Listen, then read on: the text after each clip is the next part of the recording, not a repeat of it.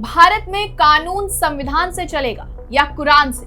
महाराष्ट्र विधानसभा में जब ये सवाल उठा तो पूरा सदन गर्मा गया। एनसीपी विधायक सना मलिक ने बहस के दौरान कहा कि मुस्लिम समुदाय में मुस्लिम कानून के तहत बहुविवाह की अनुमति है।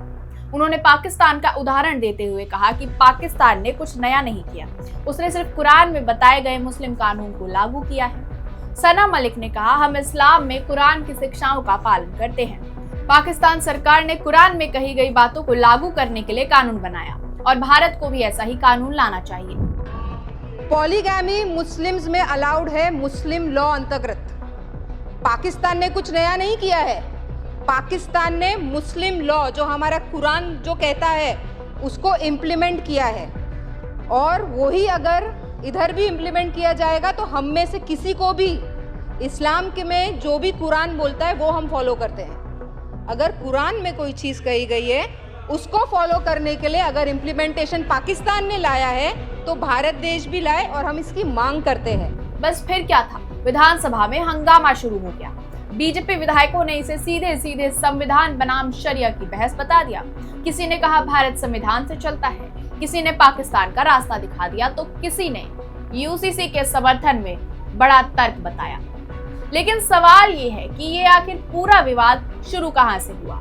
ट्रिपल तलाक की चर्चा के बीच अचानक पाकिस्तान का जिक्र कैसे आ गया? सना मलिक ने पूरा बयान किस संदर्भ में दिया था? बीजेपी नेताओं ने क्या जवाब दिया? और क्या महाराष्ट्र में यूसीसी को लेकर अब तक नई राजनीतिक लड़ाई शुरू हो चुकी है? आज इस पूरे विवाद की हर परत खोलेंगे, शुरुआत से आखिर तक। नमस्कार, आप देख रहे हैं हेडलाइन ब्यूरो और मैं हूं आपके साथ ज्योति मिश्रा। ये मामला सिर्फ सना मलिक के एक बयान का नहीं है। ये महाराष्ट्र में यूसीसी यानी यूनिफॉर्म सिविल कोड, मुस्लिम पर्सनल लॉ, ट्रिपल तलाक, बहु विवाद और संविधान बनाम धार्मिक कानून की बहस का नया अध्याय बन चुका है। और राजनीति में जैसा अक्सर होता है, मुद्दा शुरू कहीं से हुआ था, लेकिन कुछ ही घंटों में बहस पाकिस्तान, शरिया और राष्ट्रवाद तक पहुंच गई। पूरा विवाद महाराष्ट्र विधानसभा में उस समय शुरू हुआ जब बीजेपी विधायक देवयानी फरांडे ने मुस्लिम महिलाओं से जुड़े ट्रिपल तलाक के मामले को उठाया। उन्होंने दावा किया कि पिछले 1.5 महीने में 3 मुस्लिम महिलाएं उनके पास मदद मांगने आई थी। आरोप था कि कुछ महिलाओं को पति द्वारा प्रताड़ित किया गया, किसी को अश्लील वीडियो वायरल करने की धमकी दी गई और कुछ मामलों में पुलिस कार्रवाई के बावजूद उन्हें पूरा न्याय नहीं मिला। इस मुद्दे पर सरकार से जवाब मांगा गया। जवाब देने के लिए खड़े होते हैं महाराष्ट्र सरकार में गृह राज्य मंत्री योगेश कदम।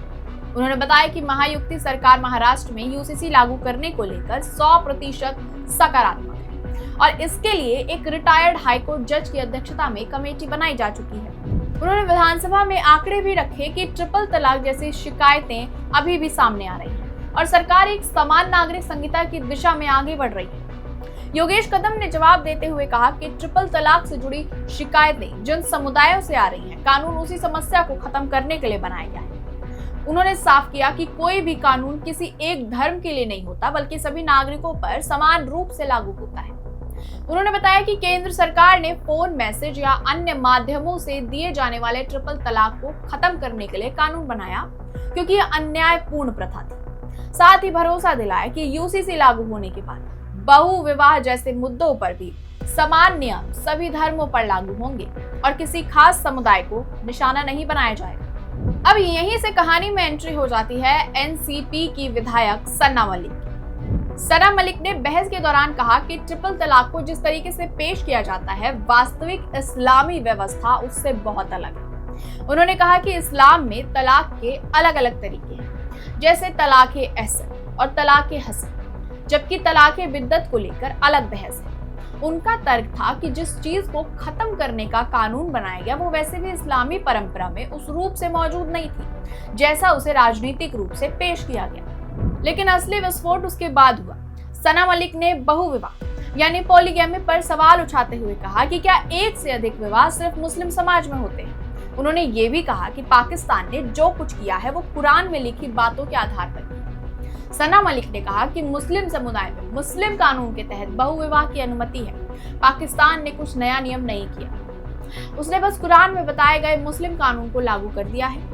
हम इस्लाम में कुरान की शिक्षाओं का पालन करते हैं। पाकिस्तान सरकार ने कुरान में कही गई बातों को लागू करने के लिए कानून बनाया और भारत को भी ऐसा ही कानून लाना चाहिए।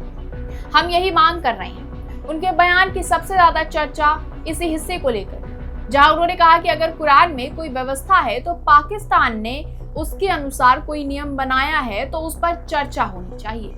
विरोधियों ने इसे भारत में कुरान आधारित कानून लागू करने की मांग के रूप में पेश किया। बस फिर क्या था, विधानसभा का माहौल अचानक कानूनी बहस से निकलकर वैचारिक युद्ध में बदल गया। बीजेपी विधायक अतुल भटखालकर तुरंत खड़े हो गए। उन्होंने सना मलिक के बयान पर कड़ी आपत्ति जताते हुए कहा कि भारत संविधान से चलता है, कुरान से नहीं। उनका कहना था कि चर्चा का विषय ट्रिपल तलाक कानून का क्रियान्वयन है, पाकिस्तान या धार्मिक कानून नहीं। इसके बाद सदन में शोर शराबा शुरू हो गया। यहीं से वो मुद्दा विधानसभा से निकलकर टीवी स्टूडियो, सोशल मीडिया, राजनीतिक प्रेस कॉन्फ्रेंस तक पहुंच गया। अब ऐसे में विपक्ष कहां चुप रहने वाला था। महाराष्ट्र सरकार में मंत्री नितेश राणे ने सबसे तीखी प्रतिक्रिया कर दी। मंत्री नितेश राणे ने कहा, जो लोग हमारे संविधान को मानते हैं उसी संविधान में यूनिफॉर्म सिविल कोड का उल्लेख है, फिर वो यूसीसी का विरोध कैसे कर सकते हैं? यदि आप संविधान को स्वीकार करते हैं तो इसका विरोध कैसे कर सकते हैं? अगर कोई शरिया कानून चाहता है तो वो हमारे देश में लागू नहीं है। इसीलिए जिन्हें शरिया कानून चाहिए उन्हें शायद ऐसे देश में जाना चाहिए जहां ये लागू है। हमारे संविधान में जो कुछ लिखा है वो लागू किया जाएगा। उन्होंने सीधे तौर पर पाकिस्तान का नाम लिया। संविधान को जो मानने वाला है, संविधान में सेक्शन 44A में यूसीसी का उल्लेख है। जो फिर अगर जो संविधान को मानने वाला अगर नागरिक होगा उसको यूसीसी का विरोध ही कर नहीं सकते। मतलब आपको शरिया कानून मानना है। हमारे देश में शरिया कानून को कोई स्कोप नहीं है। आपको इस्लामाबाद और पाकिस्तान निकल जाना पड़ेगा, इसलिए इस देश में रहना पड़ेगा। और अगर आप संविधान मानते, आप अगर संविधान को कुरान से बड़ा समझते और जिस संविधान में 44A के अंतर्गत यूसीसी का उल्लेख है तो उसको मानो, या तो फिर आपको पाकिस्तान का टिकट निकाल के दे देंगे। राणे का बयान आते ही विवाद और भड़क गया, क्योंकि अब बहस केवल यूसीसी तक सीमित नहीं रही बल्कि राष्ट्रवाद बनाम धार्मिक पहचान की दिशा में मुड़ गई। राणे ने साफ तौर पर कह दिया कि सना मलिक को इस्तीफा देकर पाकिस्तान ही चले जाना चाहिए। समान नागरिक संहिता पर महाराष्ट्र के डिप्टी सीएम एकनाथ शिंदे ने भी कहा कि जैसा कि मैंने कहा, यूनिफॉर्म सिविल कोड लंबे समय से बाला साहब ठाकरे के समर्थन वाला विषय रहा है। आज प्रधानमंत्री नरेंद्र मोदी भी इसे लेकर सकारात्मक दृष्टि रखते हैं और शिवसेना भी यूसीसी के प्रति सकारात्मक रुख रखती है। देश में यूनिफॉर्म सिविल कोड की आवश्यकता है, सभी को समान न्याय मिलना चाहिए, यही शिवसेना का रुख है। इस पूरे विवाद में एक और किरदार सामने आया, अबू आजम। उन्होंने यूसीसी का विरोध करते हुए आरोप लगाया कि सरकार मुसलमानों को निशाना बना रही है। उनका कहना है कि सरकार एनआरसी जैसे मुद्दों के जरिए मुस्लिम समुदाय को डराने की राजनीति कर रही है। इसके जवाब में बीजेपी नेताओं ने कहा कि यूसीसी किसी एक धर्म के खिलाफ नहीं बल्कि सभी नागरिक के लिए समान कानून की व्यवस्था है। राजनीतिक व्यंग्य ये है कि मुद्दा शुरू हुआ था 3 मुस्लिम महिलाओं की शिकायतों से, फिर चर्चा ट्रिपल तलाक पर पहुंची, वहां से बहु विवाह पर आ गई, फिर कुरान और पाकिस्तान आ गई और आखिर में पूरा मामला संविधान बनाम शरिया की बहस में बदल गया। यानी विधानसभा में एक सामाजिक मुद्दा उठा था, लेकिन भारतीय राजनीति ने उसे कुछ ही घंटों में वैचारिक युद्ध भूमि बना दिया। कोई महिला अधिकारों की बात कर रहा था, कोई धार्मिक स्वतंत्रता की, तो कोई संविधान की और कोई पाकिस्तान की। अब सबसे बड़ा सवाल यही है कि क्या ये विवाद सिर्फ बयानबाजी तक सीमित रहेगा या महाराष्ट्र सरकार वास्तव में यूसीसी का मसौदा तैयार कर आगे बढ़ेगी? क्योंकि सरकार की तरफ से साफ कहा गया है कि रिटायर्ड हाईकोर्ट जज की अध्यक्षता वाली समिति काम शुरू कर चुकी है और रिपोर्ट आने के बाद अगला कदम तय हो जाएगा। अगर ऐसा होता है तो महाराष्ट्र उत्तराखंड के बाद यूसीसी लागू करने की दिशा में सबसे बड़ा राजनीतिक प्रयोग करने वाला राज्य बन सकता है और तब सना मलिक का ये बयान केवल एक विवाद नहीं बल्कि आने वाली बड़ी राजनीतिक लड़ाई की प्रस्तावना माना जाएगा। इस मामले से जुड़ी सभी अपडेट्स हम आपको देते रहेंगे। फिलहाल के लिए बस इतना ही। तब तक के लिए जुड़े रहिए हमारे साथ और देखते रहिए हेडलाइन ब्यूरो। धन्यवाद।